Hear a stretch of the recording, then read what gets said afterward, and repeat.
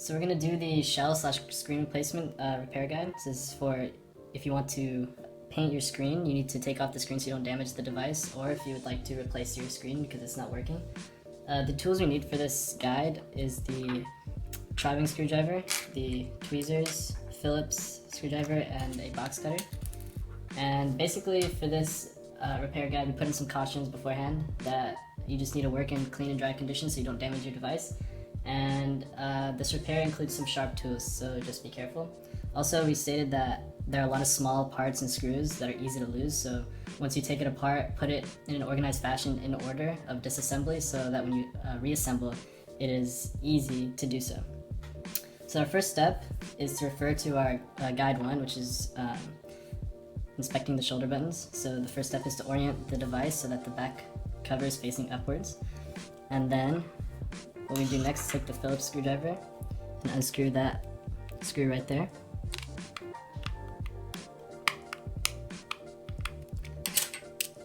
And then we use the box cutter to lift it right off. We lift that cover right off and put it to the side. Then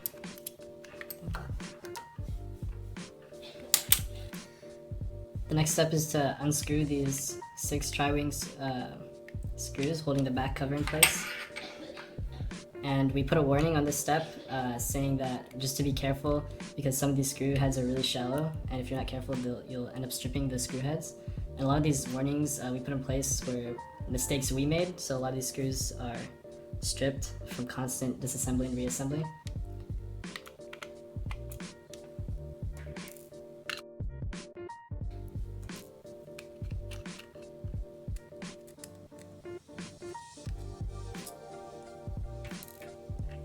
The next step was to lift the motherboard off, the back cover off, and we put a warning in saying that just to be careful with these shoulder buttons because they're held in by springs. They can easily pop off and you can lose them.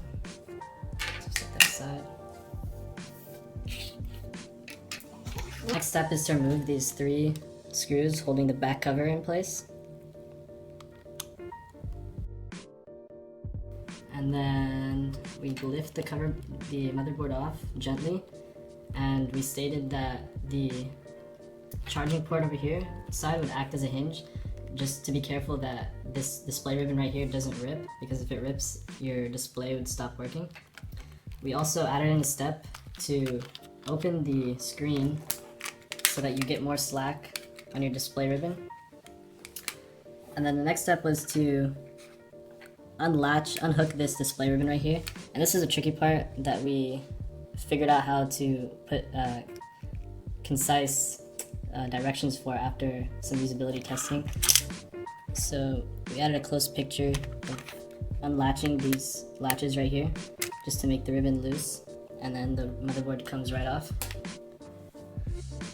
And then the next step is to unscrew that screw right here holding the hinge cover into place.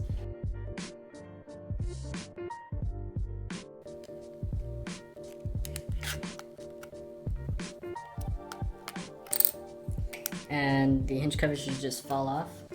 And take off the screw, put it next to the hinge cover. Our next step was supposed to be taking off these buttons and any loose components that are left on the device. Obviously when I flipped it, they all just fell off, which we warned not to do. Now we take off these rubber coverings that cover the screws on the perimeter of the screen. Through multiple reassemblies and disassemblies, we lost most of these coverings, and we put some cautions in here just to say that you should be careful when using the box cutter because it's pretty sharp and these coverings are annoying to take off.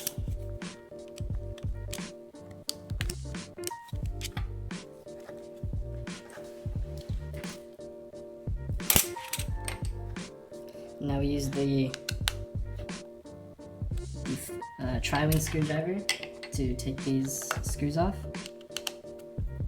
And again, we put another warning saying to be careful not to strip these screw heads because they are easily stripped.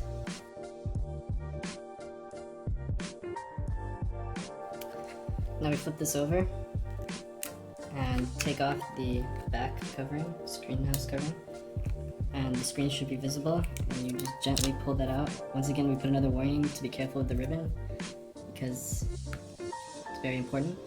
And now the disassembly part of the repair guide is done. Here's the shell that you can do what you please with it, and here's the screen in case you wanted to replace the screen. For reassembly, we stated that you go through the steps in reverse order, but we also noted some tricky parts and cautions that we found out through usability testing and testing the reassembly ourselves that weren't really clear, that weren't really clear when just simply reversing the steps.